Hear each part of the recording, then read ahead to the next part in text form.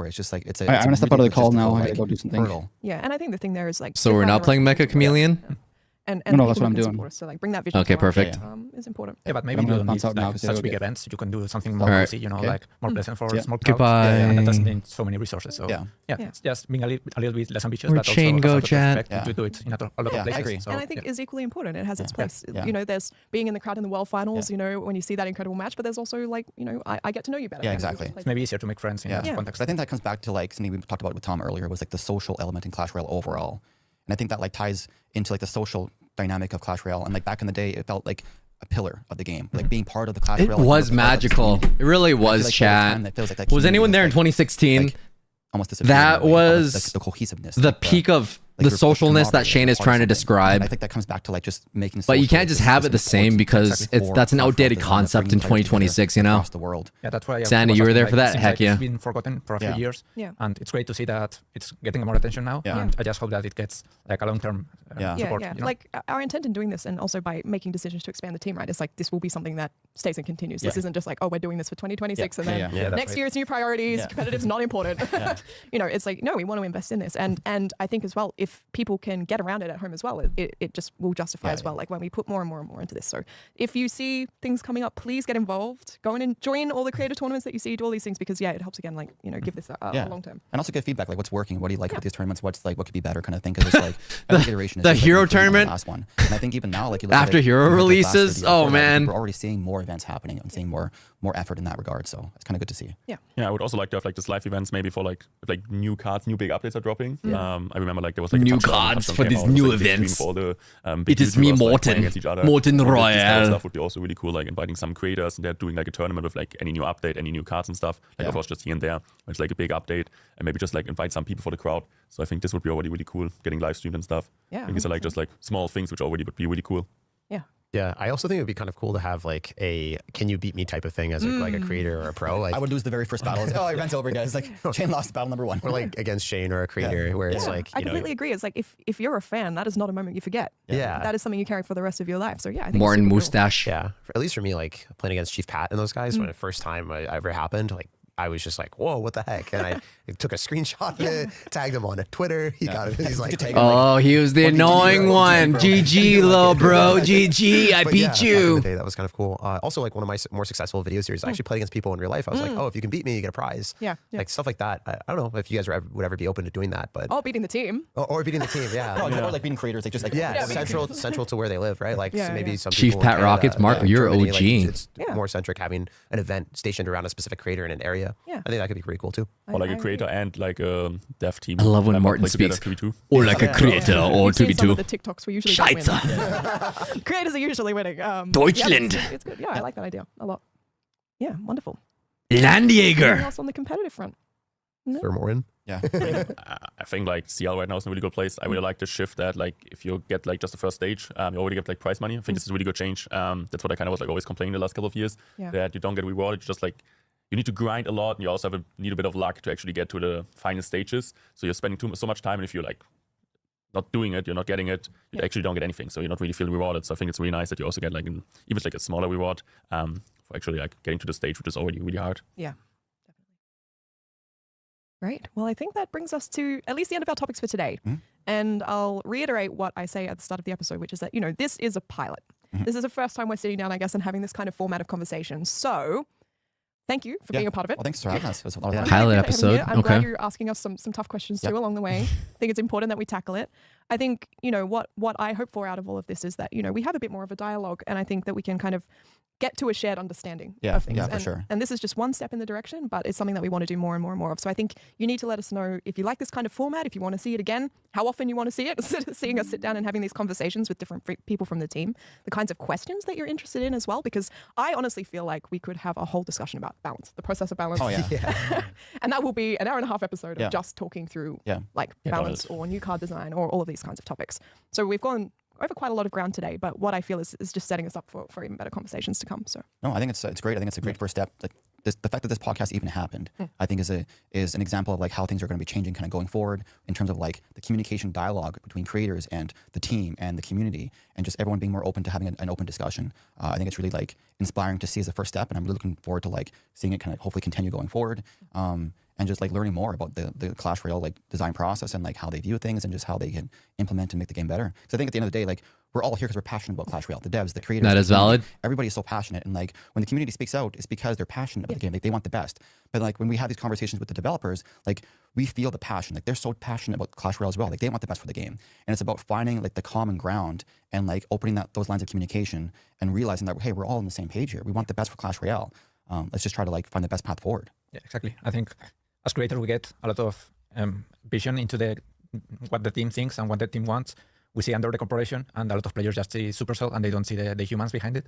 So yeah, showing that passion, and in these conversations, it's really important. I think it will be very positive. Yeah. And also important for them to see the thought process behind updates and like why the team is doing something, because they just see the end product in the game and they're like, what is this? Why did I do that? But there's like a reason behind that. So I think it's like really important for them to know actually why. I like when Morton speaks. Also learned who did the changes. Tom. No, we can blame Tom for the season or for the deck issues. And Nah. No, I remember 100%. when think, Seth was you on know, the team, we he got obviously done a lot of swarmed things too. Yeah. And the we didn't finals. want things to continue the way Why they do were. you gotta nerf the golem? In a way, it's almost mysterious, you know, the ways It that was a we're little thinking and why we're doing dangerous. what we're That's doing. all I can say. We need to break that down in a lot of different formats. This podcast is one. Maybe the way we talk in the patch notes is another. Yep. Maybe in-game voting is the thing that we explore more and more to have that voice represented. But it's just, you know, in all these different kinds of formats, it's, again, a really important part of how we want to do things moving forward. Cool. Yeah, I'm looking forward to it. The transparency for me is just super. Chat, how did you guys feel about this? It's a nice step towards the transparency, but it didn't feel like a Clash Royale podcast or a Brawl Stars podcast. You know what I mean? Like Drew did catch some strays. He was at the wrong place at the wrong time. Brawl Stars podcast feels like they answered all the issues that the community had for everything and gave us answers to things that we didn't realize were happening behind the scenes. We removed masteries because actually, if you look at all this, no one was looking at the masteries. Here, they didn't seem like they pulled any questions out of the community. Almost, I don't want to say they were scared, but there didn't really seem like there's a Twitter pulling up questions about what we want to hear. And when Shane brought up level 16 in Heroes, it didn't satisfy that itch for me. It didn't help me justify. Whereas when Brawl Stars when Adrian was on Spen's channel talking about why Grom got nerfed, even though Grom is one of the worst brawlers in the game, he literally said it for what it was. The full transparency was, if you're late game, Grom is going to be bad because everyone can dodge it. If you're early game, everyone doesn't know how to dodge Grom and they get destroyed. And it was balanced towards that. It's not like a perfect step to balancing it, but it's one of the reasons why they had to do that. And they're going to look at different mechanics on how they can address Grom differently. But I don't know. It doesn't feel like a lot of the answers were what we were really looking for.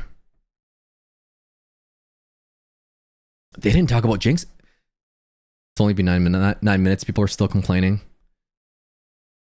More mid-season balances. I feel like that's too high level, to be honest. Like I don't think the casual player even knows that balance changes happen.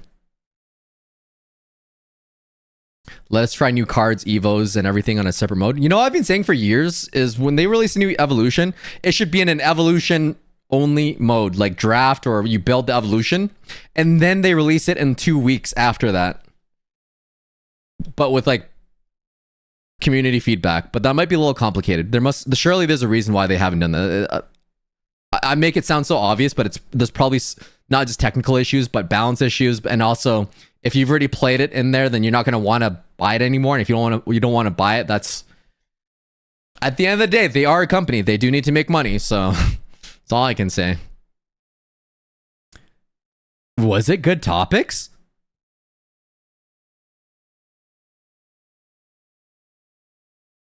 I mean, yeah, that's a podcast. Come on. Morton 1010 performance. Add in villain slots. The transparency. Amelia did a great job explaining that. I feel like the questions weren't the heated questions that I wanted to hear. And it didn't fully answer stuff for me.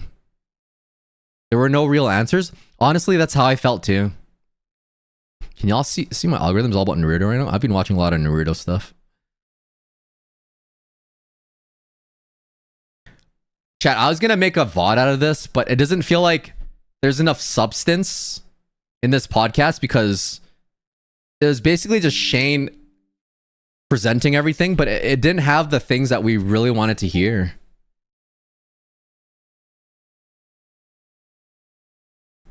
Merge tactics, permanent game mode. I don't think there's anyone in the merge team that was on there to really talk about it. Please bring this podcast to Spotify. I mean, they could easily do that, right? Communication is key. That's a big thing. Like Marco, you were talking about how matchmaking was a big issue, and then they released us a half statement that, oh, matchmaking isn't an issue. But if they talked about the technical details of the nuance of matchmaking, you'd understand better that they're not out against you. Matchmaking isn't like, oh, let's make them lose so that they're gonna because the psychiatrists want us to spend more money to upgrade the cards. It's really the human brain wants to see what the human brain sees. Unless I'm facing a pro player, it's not a hard counter. So I'm shocked that matchmaking is still brought up in 2026. Like in 2016, when people didn't really understand the meta, I could see why people were like, oh, I got hard countered. But sorry, Marco, skill issue. Sorry, I keep bringing you up for that example. So overall, pretty positive reaction from this. W Royale for owning up, checking the community's opinions. 2-hour LARP session. Was it a LARP session? I think Shane had some really good points. What kind of things that I want to hear? I wanted to hear about how the full justification of level 16 and heroes at the same time, and why it wasn't addressed earlier. I think it was they had to do all those things reactively, or amongst like the whole Jinxie thing.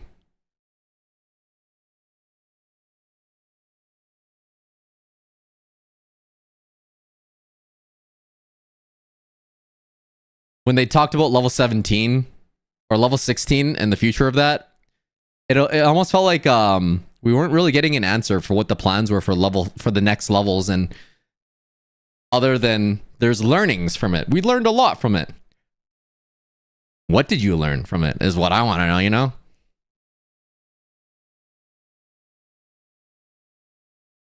The goal for most players is to hit 10k.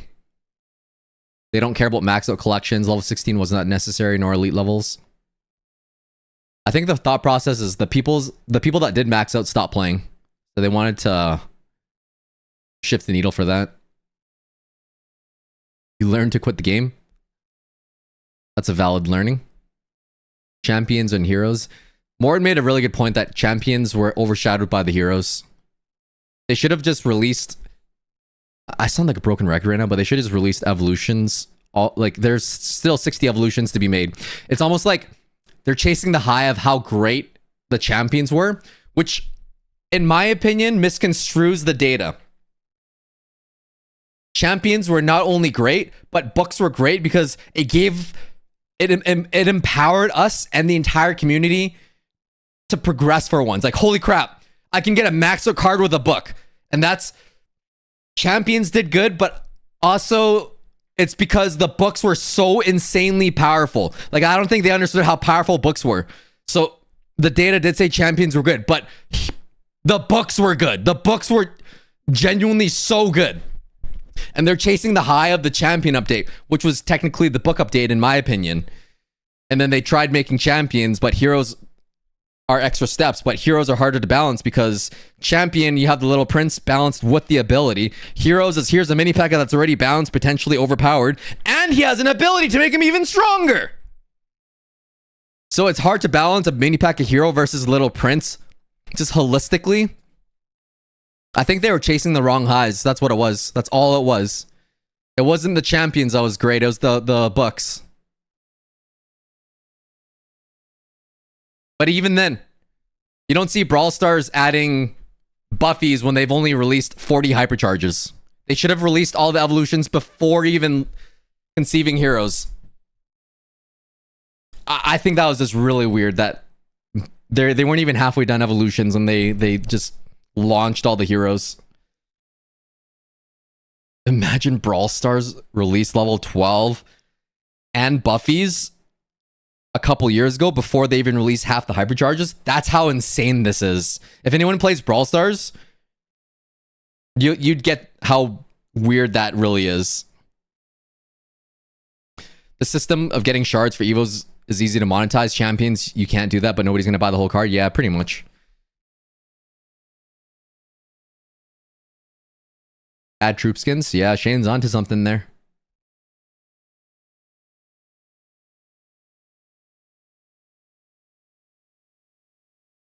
I don't know, chat. Before I end the stream, is there anything that you want to see in the next podcast? Because this is a pilot episode. And they're listening to all the feedback and what they can do better. I think I just want to see more questions from the community.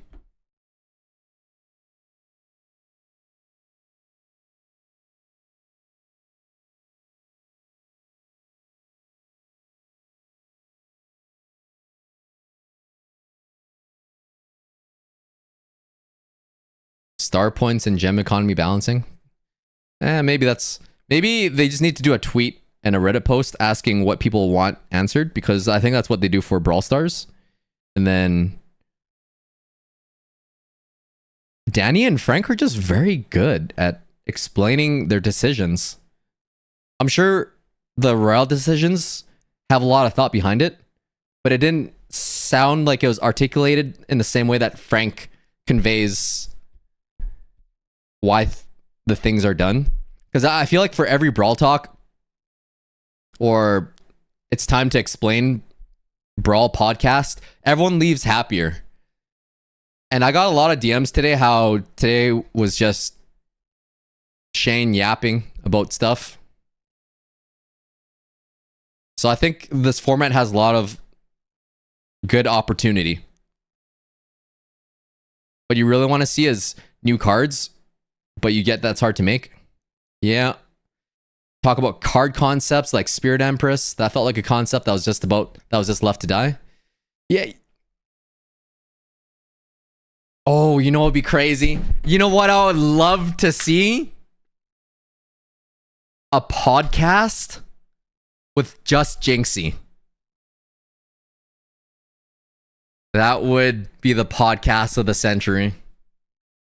He's actually pretty respectful and a very nice guy. I think that would actually unironically be a very good podcast. That, like, he would get to meet the team, ask his questions, and not only that, he wouldn't be afraid to be like, no, that's stupid. Why would you do that? It would be peak. Anyways, that's the end of this podcast. Thanks for coming on, everyone. Shout out to Marco. You've been here since the first minute I hit live. Holy. But yeah, thanks for watching out. That's the podcast. Put down in the comments what else you want to see in the podcast, and the devs will probably see what they want to see, what y'all want to see in episode 2 and stuff coming on. It was a good step in the right direction, like Shane was saying. We're seeing more transparency, and I love that.